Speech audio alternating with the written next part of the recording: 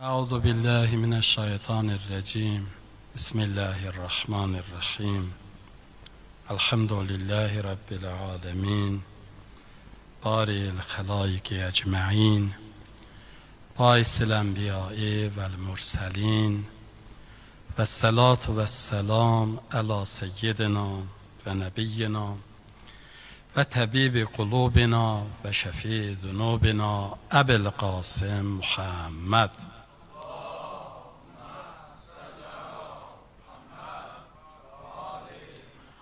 Ve ala alihil etyebinel ekreminel emcedin ve lânetud daime ala a'daihim ve gâsibi hukukihim ve katili nüfusihim ve munkiri fedailihim ecmaîn. Amma ba'd, qâlel hakim fi kitabihil kerim: İnnellezîne tevaffâhumul melâiketu zâlimi enfusihim قالوا فيما كنتم قالوا كنا مستضعفين في الأرض قالوا ألم تكن أرض الله واسعة فتهاجروا فيها فأولئك مأواهم جهنم وساءت مصيرا. صدق الله العلي العظيم. Hüseyin, ey ruhi ba iman, salam olsun sana. Hüseyin, ey ruhi ba iman, salam olsun sana. Köynəyi pirahəni Qur'an, salam olsun sana. Səfi eşqə düzülənlər sənə qurban yaralı. Əli əldən üzülənlər sənə qurban yaralı. Bu cəhətdən ki, Mövlamız, Seyyidimiz, şəhidlər ağası İmam Hüseyin ağanın adına qurulan bütün məclislərlə birlikdə, bu məclisdə, bu cəmlə qəbul olmuş ola və üzlərin, gözlərin qaraldığı gündə, ərəsat-ı məhşərdə, name-i əmalımızda səbt-i zəbt olmuş ola və üzlərimizi parladmış ola, salavat zikr ediyoruz.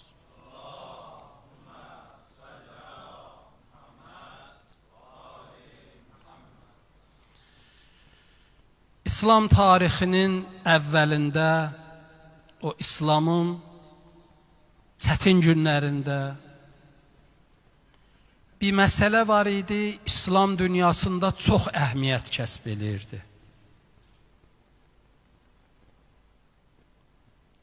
Bir həddə əhmiyyət kəsb edirdi ki, o məsələdə diqqətli olmayanları Allah Rəsulü buyururdu, özünüzdən saymıyoruz. O hicrət məsələsi idi. Hicrət bu idi ki, onlar ki mümin olurdular, müsəlman olurdular, şəhadətən gətirirdilər. Onların öhdəsində birinci vəzifə ki var idi, onlar Allah Rəsulunun kənarına toplanmaq məsələsi idi. Peyğəmbər özü hicrət elədi Məkkədən Mədiniyə. Və Mədinə İslam dünyasının mədəniyyət mərkəzinə çevrildi. Hər kəs istəsəydi dini ilə, inancı ilə, əqidəsi ilə, imanı ilə tanış ola, bir dənə yol qalırdı önündə. O da bu idi, gedə Peyğəmbərin kənarına. Nə televiziya yox idi, nə radioda Allah Rəsulü çıxış eləmirdi. Nə virtual aləm yox idi. Bir dənə yol var idi müsəlmanın önündə. O da bu idi, gedə Peyğəmbərin huzuruna. Allahın da tələbi bu idi. Və bu gedişlə iki şey təmin olmalıydı. Birincisi, onlar ilahi mariflə tanış olmalıydılar. Allah Rəsulundan, Allahın onlardan nə istədiklərini öyrənməliydilər. İkincisi Allah Rəsulun və İslam hədəflərin qorumalıydılar. Dinin müdafiəsi üçün oraya yaşamalıydılar. Allah tələb elədi bunu. Bəziləri bu tələbdə sadiq oldular. Getdilər Peyğəmbərin kənarına. Bəziləri isə biraz ciddi tutmadılar məsələni. Dildə la ilahe illallah dedilər. Peyğəmbərə şəhadət verdilər. Amma Peyğəmbərin gedib huzurunda nə dinlərini öyrənmədilər, nə Peyğəmbərin müdafiəsinə qalxmadılar. Bunların aqibəti yaxşı olmadı. Peyğəmbər hicrəti zəruri elan eləmişdi. Huzurunuzda oxuduğum bu ayə-i kərimə o məsələyə işarə edir. Kimə? Onlar ki, bəziləri iman gətirdilər, Məkkədən durub Peyğəmbərin dalıca Mədiniyə getmədilər. Biraz keçəndən sonra Bədir adında bir döyüş qabağa gəldi. İlk döyüş idi. Məkkə müşrikləri, Peyğəmbəri, onun tərəfdarların gətirdiyi dini məhv eləmək məqsədi ilə yola düşdülər Mədiniyə. O Mədiniyə Peyğəmbərlə döyüşməyə gedənlərin içində müsəlmanlardan da var idi. Onlar ki, şəhadət gətirmişdilər. Amma hicrət əmrin, köçüm əmrin yerinə yetirməmişdilər. Cüz'i imanın sahibi idilər. Belə oldu müharibələr, o müharibədə Bədir döyüşündə bunlardan ikisi öldü. Kim idi onlar? Bunlardan biri Qeys ibn Fakə idi. Biri də Qeys ibn Vəlid. İkisinin də adı Qeys idi. Bunlar o döyüşdə. Onda ki Peyğəmbərlə döyüşməyə getmişdilər, orada öldülər. Cəhənnəmə vasıl oldular. Amma ondan öncə bunlar iman gətirmişdilər.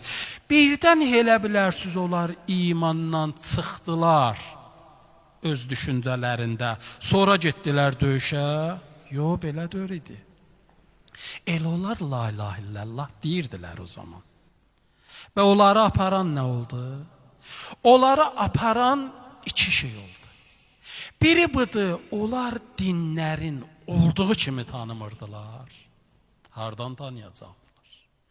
İkincisi bu idi, onlara olan təhdidlər, onlara deyirdilər, siz də bizlərdən birisiniz.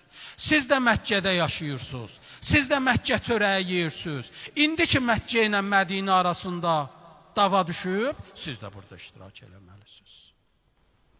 Məsələni milliləşdirdilər.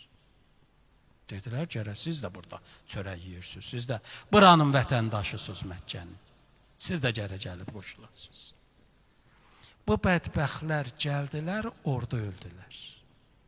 Huzurunuza oxuduğum ayə bunların barəsində nazil olub.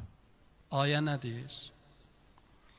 İnnellezine təvəffahumul mələikətu zalimi ənfusihim. O adamlar ki, mələklər, onların canını alanda bir surətdə ki, onlar özlərinə zülm eləmişdilər. İnancların əyaqlarının altına qoyub, Allah Rəsulunun döyüşünə getmişdilər. Mələklər onların canını alanda, qalu fimə kuntum. Mələklər onlara dedilər, bədbaxtlar, siz nə gündəsiz? Siz hardasınız? Siz nə mövqeydəsiz? Siz nə düşüncədəsiz? Siz nəyin peşindəsiz? Qalu kunna müstəzəfin fil ərz. Onlar dedilər, biz çarəsiz qalmışdıq da. Əlimizdən başqa şey gəlmirdi. Əlimizdən heç zat gəlmirdi.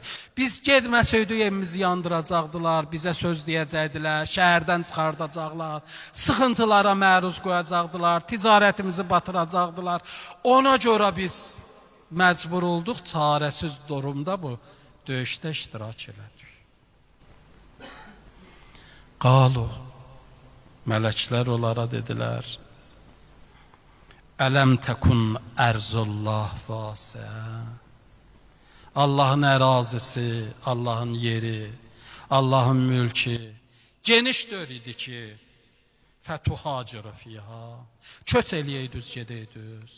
Köç eləyib gedib Allah Rəsulunun yanında olaydınız. İndi İslam ordusunda döyüşsəydiniz, döyüşmüşdünüz. Döyüşməsəydiniz də ən azından Peyğəmbərə qılınc çəkməzdiniz. Fəulaikə məvahum cəhənnəm və saət məsirə. Bunlar olardılar ki, onların yeri cəhənnəmdir. Əcəb pis yer seçdilər və saət məsirə. Bunların getdikləri yer əcəb pis yer oldu. Onda ki, bu hicrət məsələsi ciddiləşdi. Hicrət məsələsi ciddiləşdi.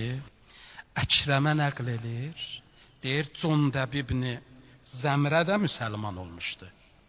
Bu da Məkkədə yaşayırdı. Qoca kişi idi, özü də xəstə. Bu xəbəri eşidən kimi uşaqların yığdı, dedi, məni buradan çıxardacaqsınız.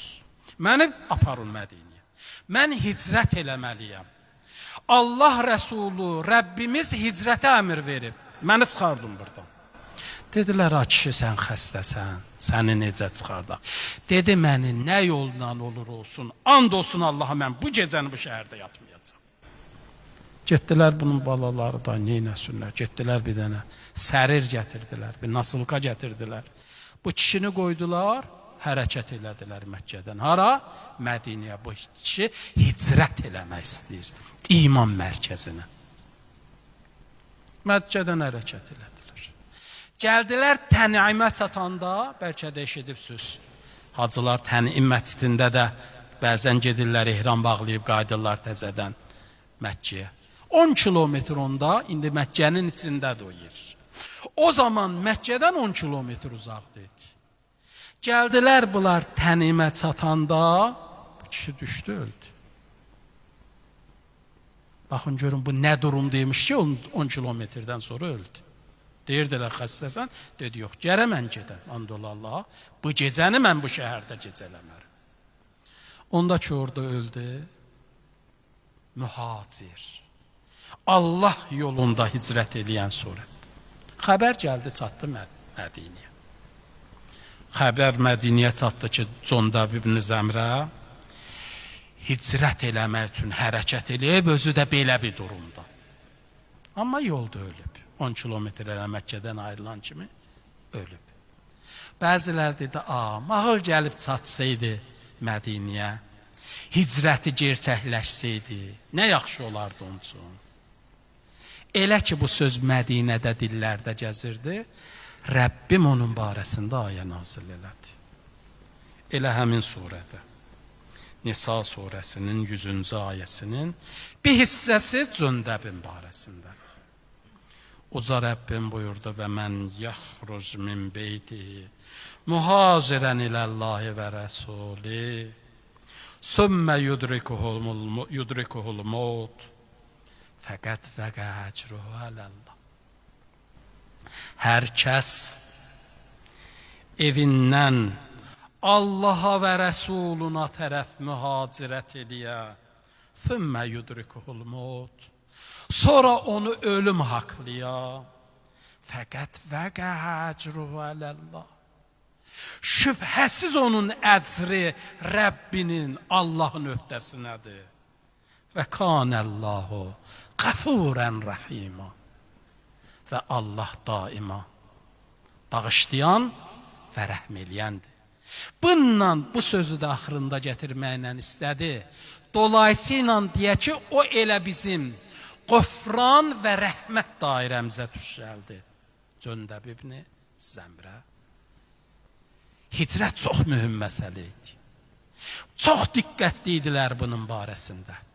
Peyğəmbərimiz yenə deyirəm dedi, hicrət eləməyənlər sizdəndir müsəlmanlara dedi. Amma hicrət nə anlamdadır? Baxın, hicrətin dinimizdə 2 dənə mənası var.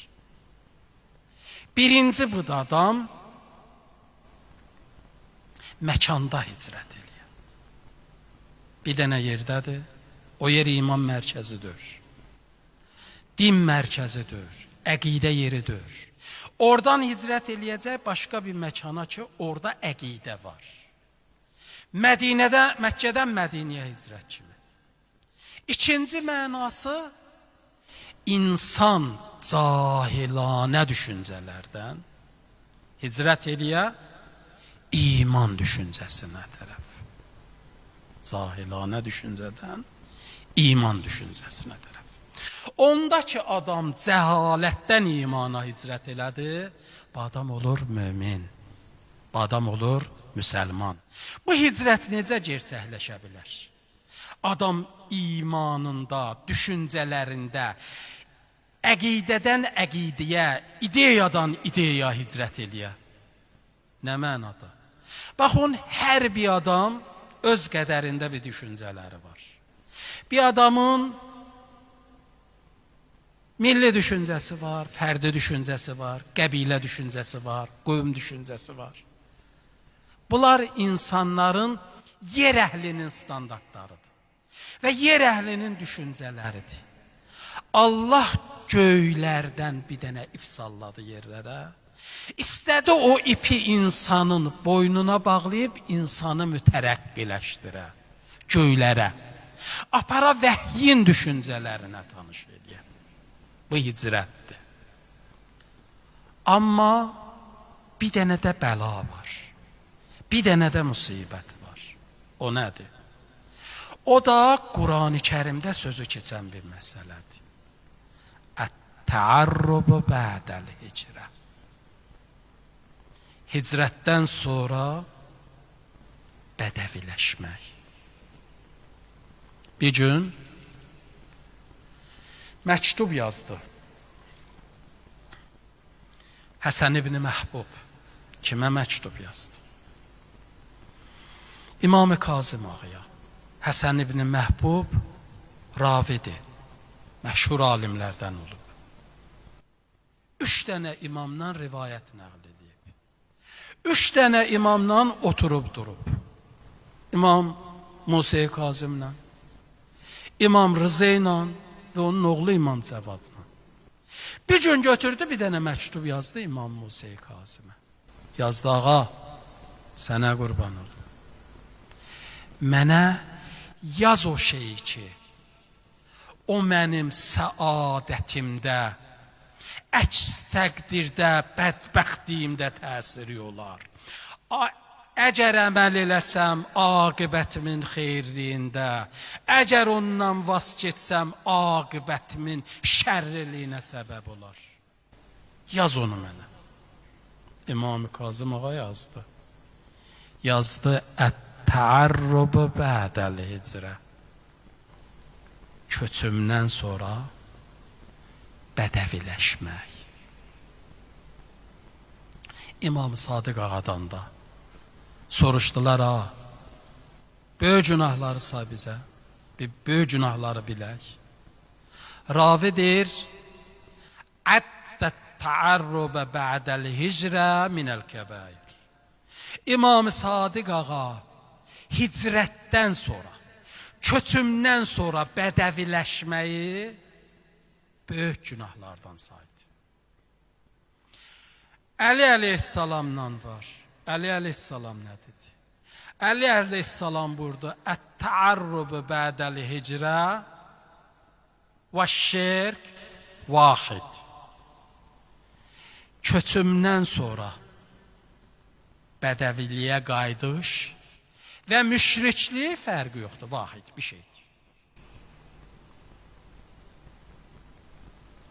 Dedi, ət-təarrubu ba'dəl hicrə, bədəviləşmək nə anlamdadır? İnsanlar səhradan Peyğəmbərin ətrafına Mədinəyə yığışırdılar. Məkkədən Peyğəmbərin ətrafına yığışırdılar. Bir fiziki anlamda bu söz məna olurdu. Dediyim kimi bir yax. Sən ki, indi səhradan gəlibsən Peyğəmbərin yanına, qalacaqsan burada. Dini də öyrənəcəksən, dini də qoruyacaqsan. Səhər düşmən İslam üstünə gələndə sən də İslamdan müdafiə edəcəksən. İndi birdən sən gəldin bu mərhələdən, bunun ikisi birlikdə kamillik təşkil edir, biri kafidir. İndi gəldin, hətta dini maarifçiliyindən biraz öyrəndin, təzədən qayıtdın, getdin səhraya, adi həyatındalıydın. Yaxşı, tutaq ki, sən getdin, səhrada dinindən azdan çoxdan da xəbərim var. Amma İslam mərkəzi hücuma məruz qalanda, din bütün həmlələrin qabağında, yalqız qalanda bunu kim qoruyacaq? Sən ki, bu qoruntudan vaz keçdin, getdin, sən İslamdan səhraya qayıtdın. Sən artıq İslamdan dörsən. Eləcə də, necə dedim, qayıdış iki cürdür. İslam mədəniyyətindən səhra mədəniyyətinə qayıdış, o da bu mənadadır. Yəni insanlar, siz gəldiniz, Allahın standartlarına yədurdunuz. Baxışınız ilahi baxışlar oldu. İndi bir gün gələsiz təzədən elə, öncədən düşündüyünüz düşüncələrə qaydasınız. Siz necə də səhra mədəniyyətinə qayıtdınız, vəhyin mədəniyyətindən vaz keçib gerilədiniz, qayıdış ediniz. Bizə deyiblər hicrət edin. Hicrət, bir yolluğu özü ora aparmağa deyərlər. Bir yolluğa. Bir hicrət var, bir müsafirət var. Müsafir getdiyi yerdən qaydar. Amma hicrət getdiyi yerdən qayıtmamaq şərti ilə təhəqqüqləşsə ona deyərlər hicrət. Bizə deyiblər, hicrət eləyəcəksiniz. Təərrüb eləməyəcəksiniz. Səhra düşüncəsinə qayıdış eləməyəcəksiniz. Fərdi düşüncəsə, milli düşüncəsə, özünüzün sahib olduğunuz ilahi vəhyin düşüncəsindən fərqli düşüncəyə qayıtmağınız təərrübdir. Vəhdən sonra bədəviləşməkdir. Misallar deyim buna. Baxın, uca Rəbbimin huzuruna getməklə Rəbbim bizə yeni baxışlar verdi. Allah Quran-ı Kərimdə buyurur, İnnəməl mu'minunə ixvə. Möminlər qardaşdılar. Fəslihu beynə əxvaykum. Və qardaşlıqda və qardaşlığınızın arasında islah eləyiz. Arozu yaxşılaşdırırız. Hətta bəzən müşkillər qabağa çıxsa onu aradan götürün. Bu qardaşlıq formulasını qoruyun. Və bu qardaşlıq yalnız və yalnız möminlər arasındadır. Əgər belə olmasınız, vəttəqullah, qorxun Allahdan. Yox, əgər belə olarsınızsa, ləalləkum turhamun. Ola bilsin ki, siz Allahın rəhminə düçar olarsınız. Əgər Allah biz səhradan gələk, səhra düşüncəsindən gələk, qalxızaq özümüzü Rəbbimizin sözü ilə vəhyin düşüncəsinə. Vəhyin sözü Rəbbim mənə deyir, qardaşım möminlərdir. Sən təzədən əgər qayıdıb qardaşlığı başqalarında görsün, sən təzədən bədəviləşmisən. Sən özü itirəmlisən. Sən geriləmisən. Rəbbim bizə deyir, İnnə əkrəməkum indəllah ətqakum. Biz bir gün gəldik, Peyğəmbərin kənarında bunu düşündük. Biz öz düşüncəmizdən gedib Mədinədə, o ali vadidə bunu öyrəndük. Vəhyin boğazından bunu öyrəndik ki, ən giramilərüz, ən təqvalılarızdır. Mənası budur, təqvalını sevəcəksən. Mənası budur, təqvalı sənin gözündə hörmətə layiq olacaq. Pıllı yox, məmur yox, o bək gedənlər yox, o qorunanlar yox, xüsusi maşında gəzənlər yox. Sənin gözündə böyük insan, mömin insan olacaq. O insan ki, Allah ona dəyər verib.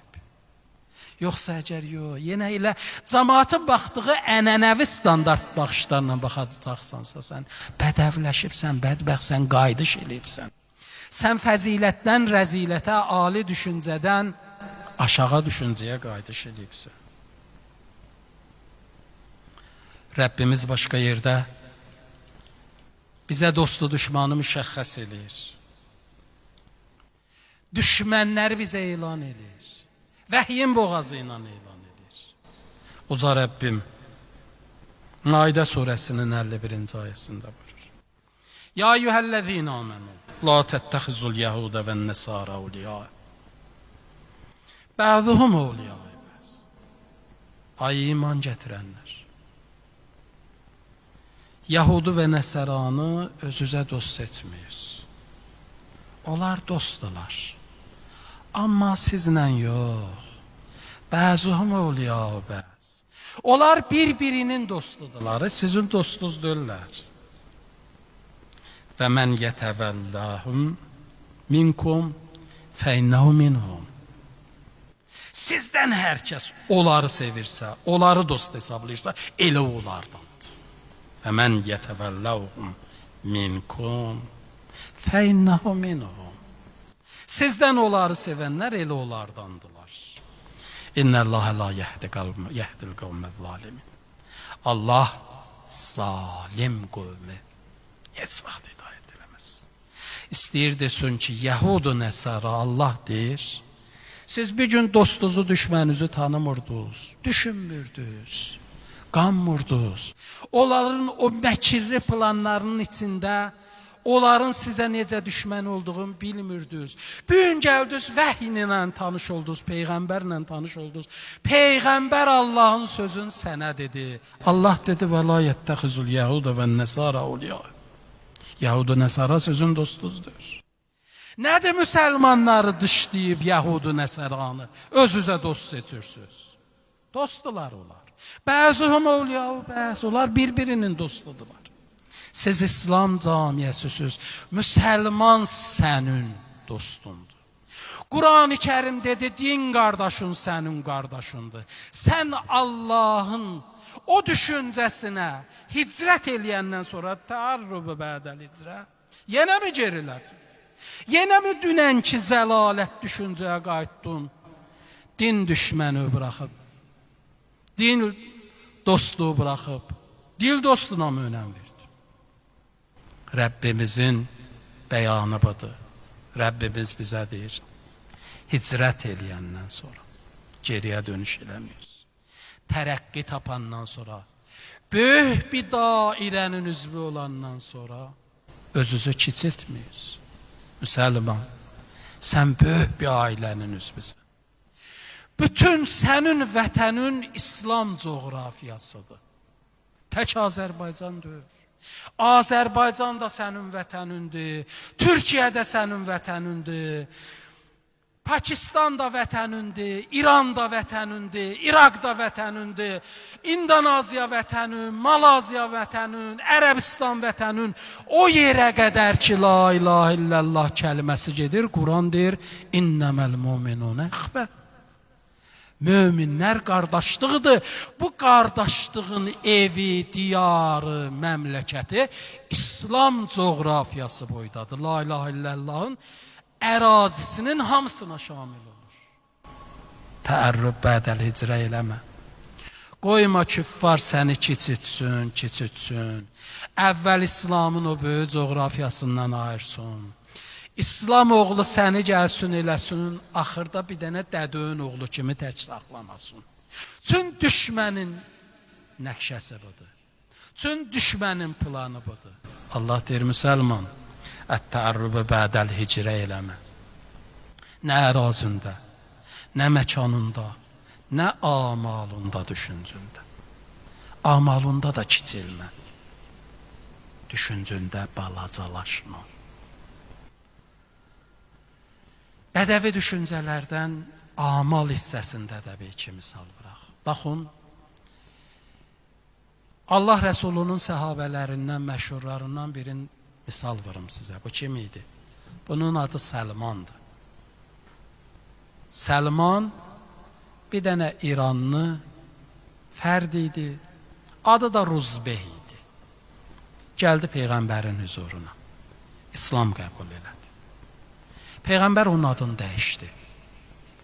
Adını qoydu Səlman. Səlman sözünün mənası elə müsəlman deməkdir. Bir gün bu adamdan soruşdular, kimsən sən? Bu adam özün bir dənə imperiyanın nümayəndəsi kimi yox. Bir dənə məntəqədə mövcud olan o zamanın, dünyada mövcud olan iki imperiyasının birinin vətəndaşı kimi təqdim eləmədi. Dedi, ənə Səlman İbn İslam. Heç dədəsinin adı ilə də özünü tanıtdırmadı. Dedi, mən İslamın oğlu Səlmanım.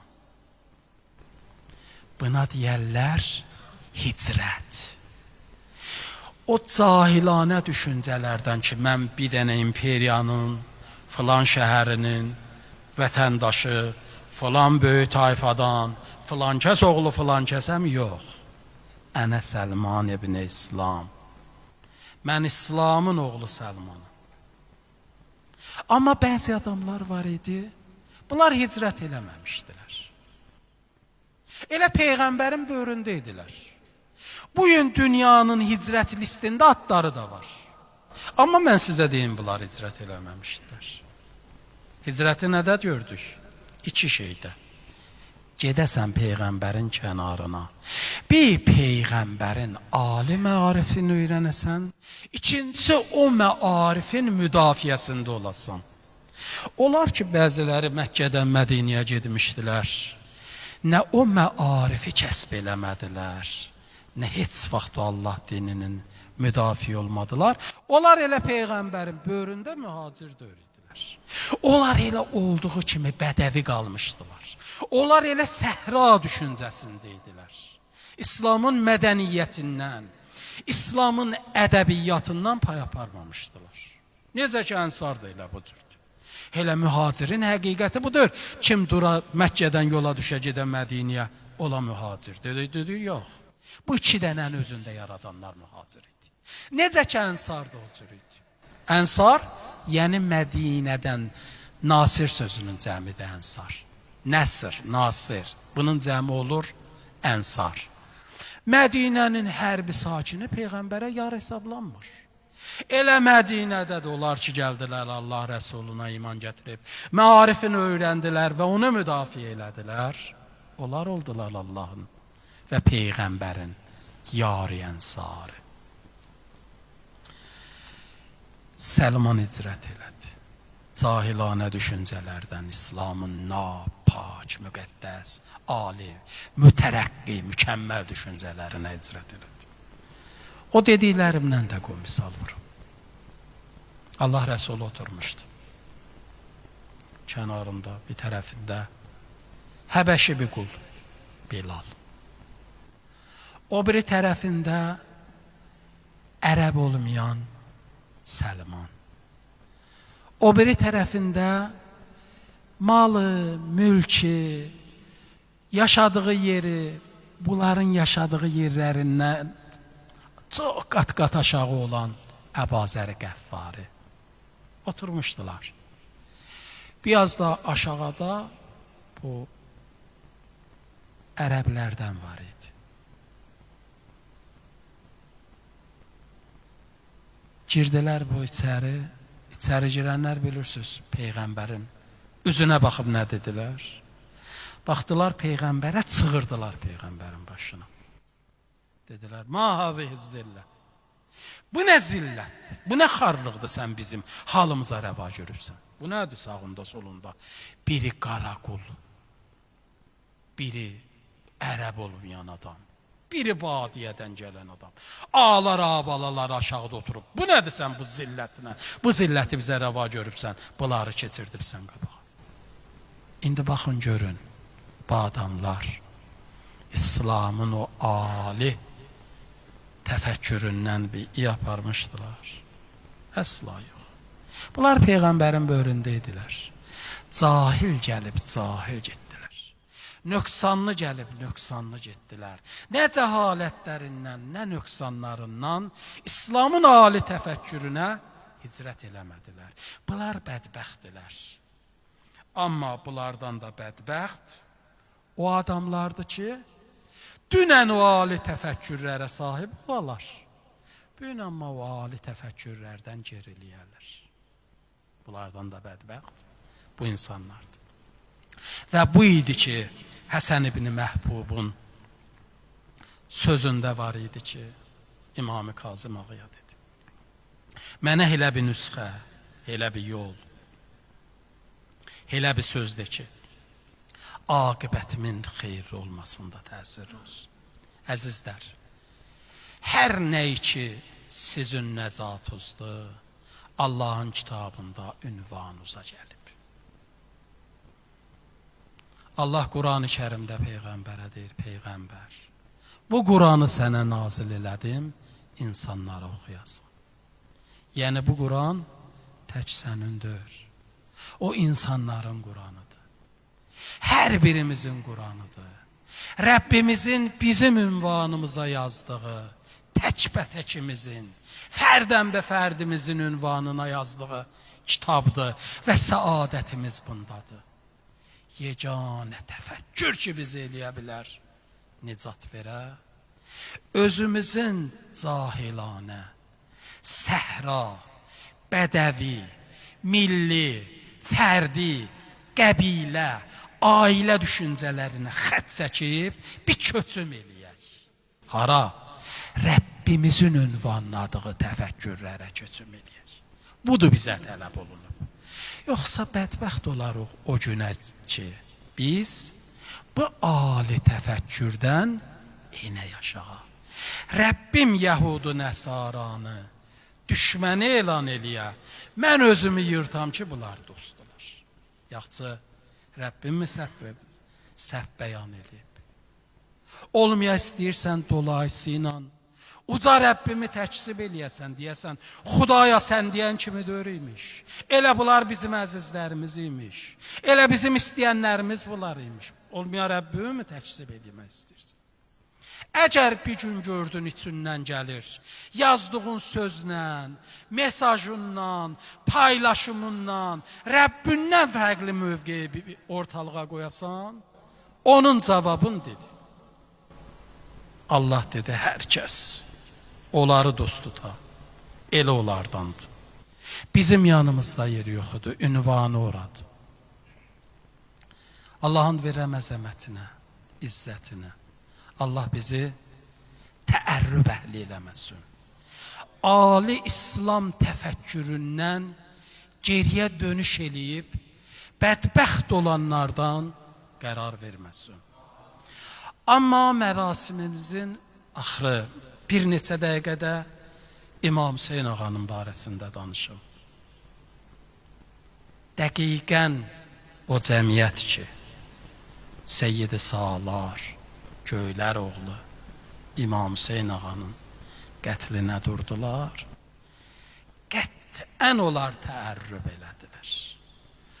Onlar ali düşüncədən çox cahilanə, çox nadancasına bir xəttə gediş elədilər. Göylər oğlun yerdə zip elədilər. Bir gün Allah Rəsuluna uca Rəbbim ayə oxudu. Ayə Kəhf surəsinin 9-cu ayəsidir. Mütəal Allah Peyğəmbərə belə dedi. Əm həsibtə ənə əshabəl kəhfi vər-rəqim kanu min ayatina əcəbə.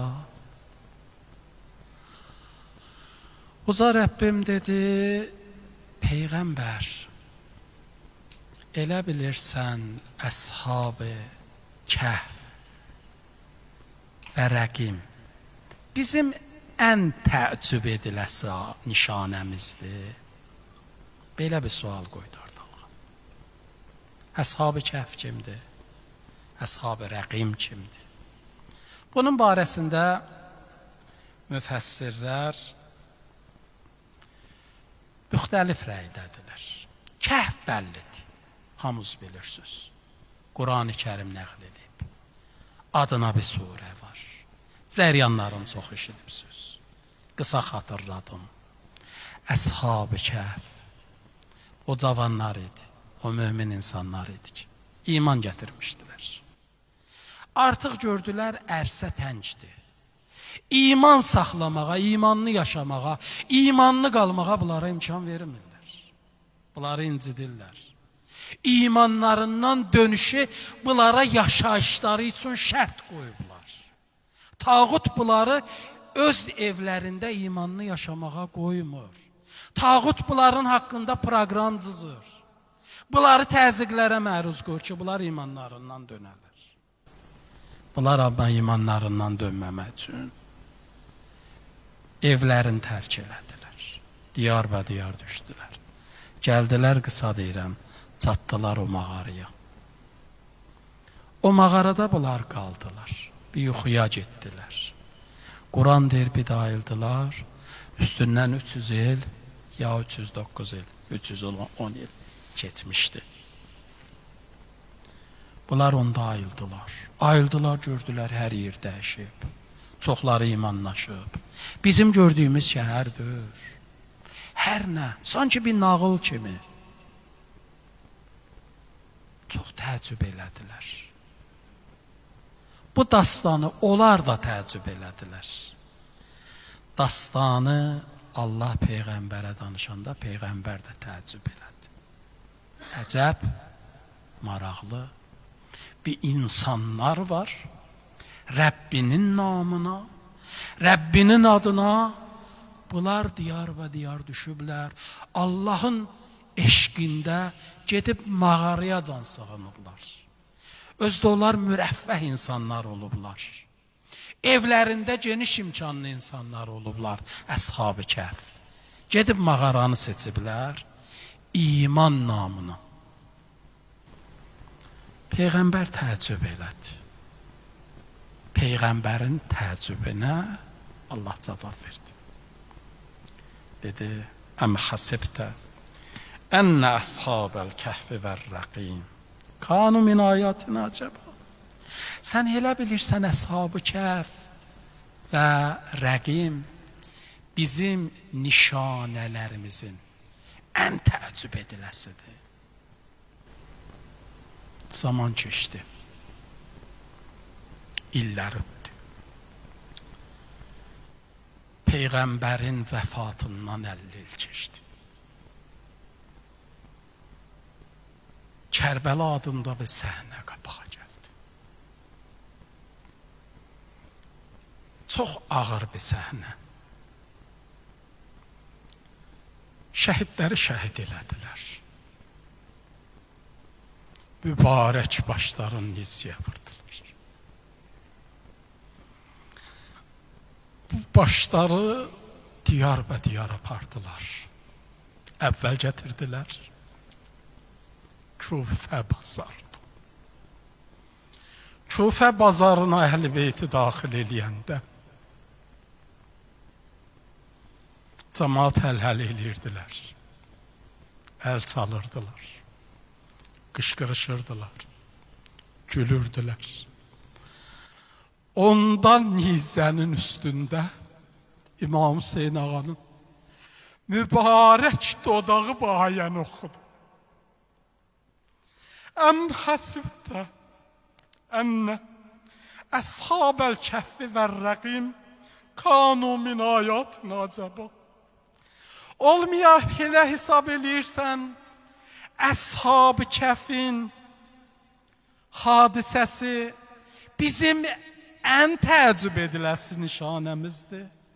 Hüseyin ibn Əli, görəsən nə demək istəyirdi? Bəlkə elə Allahın Peyğəmbərə dediyindi. Bəlkə istəyirdi desin, yox, Allahın ondan da böyük təəccüb ediləsi nişanəsi var. O da o idi, Allah Rəsulunun dudumanı. Onlar ki, bir gün o Küfə şəhərində vəhyi cəmaata deyirdilər. Onlar ki, vəhyin boğazından söz anladırdılar bu insanlara. Bugün o insanların başını kəsib, gətirib Küfə bazarında dolandırmaq daha təəccüb ediləsi bir şeymiş. İkinci dəfə, iki dəfə İmam Hüseyin ağanın başı nizədə Quran oxuyub. İkinci dəfə onda idi ki, bunları Şama daxil elədilər. Şamın vurudusunda, Şamın girişində. Bunları Şama daxil eləyəndə bir adla daxil elədilər. Cəmaata elan elədilər, bunlar din düşmənləridirlər, bunlar xaricidirlər, bunlar dindən çıxmış insanlardılar. Şamda Kufədən bir dənə fərqli şey oldu. Kufəllər nə qədər pis işlər görsələr də, tüm bunları tanıyırdılar, Kufədə bunlara daş atan olmadı. Amma Şamlılar tanımırdı. Onda ki, dedilər, bunlar din düşmənidirlər. Nəql olunub başladılar bunları daşa basmağa. Bilmirəm, o daşlardan İmam Hüseynin bala qızlarına dəydi, dəymədi. Həzrəti Zeynəbə toxundu o daşlardan ya yox. Amma deyirlər, ikinci dəfə yenə nizə başında İmam Hüseyin ağa dilə getdi. Və bu ayəni təkrar oxudu. Əm xəsibdir. Ənə əshabəl kəhfi və rəqim kanu min ayatina əcəba. Olmaya elə hesab edirsən, Kəhf hadisəsi bizim ən təəccüb ediləsi hadisəmizdir. Yox. Və nə demək istəyirdi? Bəlkə İmam Hüseyin ağa demək istəyirdi, ondan da təəccüblü bilirsiniz nədir? Ondan da təəccüblü budur, bu əhl-i beyti burada daşa basırlar. Həzrəti Zeynəbi daşa basırlar. Hansı Zeynəb? Baxın, o gün ki, əhl-i mənaya bir kəlmə bəsdir. O gün ki, İmam Hüseyin ağa xanım Zeynəbdən ayrılırdı, dedi, bacı, وَلَا تَنْسِينِ فِي نَافِلَةِ اللَّيْلِ Zeynəb, səndən xahiş eləyirəm, gecə namazlarında məni dua eləməyi unutmayasın. Bu gecə namazı qılan xanım. Həzrəti Zeynəb Peyğəmbərin ziyarətinə gedəndə Əli ibn Əbi Talib özü ilə aparırdı. İmam Həsən, İmam Hüseyin, Həzrət Əbəlfəz. Bunlar daxil olanda Peyğəmbərin məqbərəsinə, orada bir şam olurdu, yağ yandırırdılar, işıq düşürdü. Öncədən Həzrəti Həsən ya Hüseyin gedirdilər, ya Həzrət Əbəlfəz gedirdilər, o şamı söndürürdülər ki, xanım görünməsin, kənardan görməsinlər. İndi belə bir xanımı təsəvvür edin, gətiriblər şama, belə bir xanımı cəmiyyətin içində daşa basırlar. Onda ki, İmam Hüseyin ağa bəlkə də bunu demək istəyirdi, ilahi, sənin təəccüblü nişanələrindən böyücü budur Əli ibn Əbi Talibin, Əli ibn Əbi Talibə, Fatimə-i Zəhraya bənzər qızı, Peyğəmbərin sülaləsi, bu Allahdan dönənlər tərəfindən daşa basılası daha təəccüblüdür. Allah and verirəm əzəmətinə, izzətinə, böyüklüyünə. Allah dini dünyamızı abad eləsin. Bizləri əhl-i beytdən ayırmasın.